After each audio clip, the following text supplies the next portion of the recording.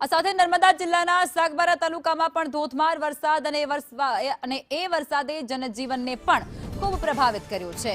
ખાબકેલા ભારે વરસાદને કારણે અનેક વિસ્તારોમાં પૂર જેવી સ્થિતિનું નિર્માણ થઈ ગયું હતું।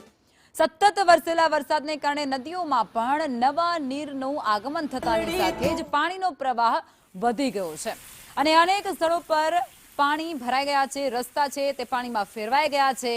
સેલબા વિસ્તારમાં નદીમાં પૂર જેવો પ્રવાહ જોવા મળ્યો હતો। ભારે વરસાદને કારણે સેલબામાં તાજેતરમાં બનાવવામાં આવેલું એક નાળું હતું જેના પરથી લોકો અવરજવર કરતા હતા। એ નાળું એ સંપૂર્ણપણે ધોવાઈ ગયું છે અને જેના કારણે સેલમમાંથી મહારાષ્ટ્ર તરફ જતો જે મુખ્ય રસ્તો હતો, જે મુખ્ય માર્ગ હતો, તે બંધ થઈ ગયો છે।